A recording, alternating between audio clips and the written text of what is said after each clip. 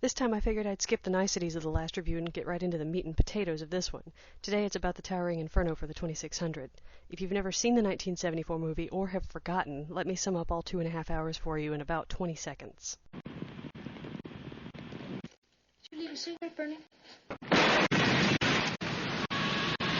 All I can do now is pray to God that I can stop this from ever happening again. This is one of the best examples of disaster movie formula there is. About anything you're not supposed to do in an emergency gets done. Let me break this crucial scene down for you. The main fire on the 81st floor breaks out when a faulty electrical system here sparks onto a pile of rags here, next to a couple of buckets marked flammable here, all of which happen to be under a vent right here, and you've got to love the plug for Krylon spray paints. Now, they were nice enough to stock the full line. Of course, none of this is actually in the game.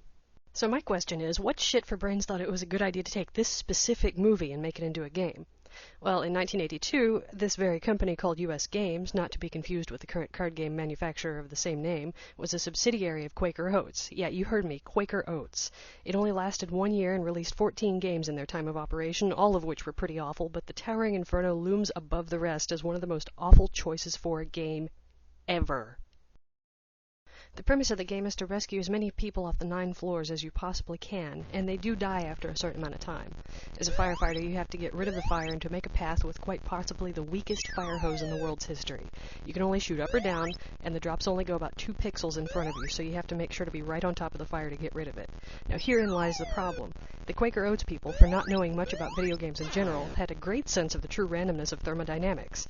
As such, you have to spend a lot of your time waiting for the fire and another greater time getting jumped by the fire that was actually outside of the building when you started to move. So what makes the most sense when you finally make your rescue?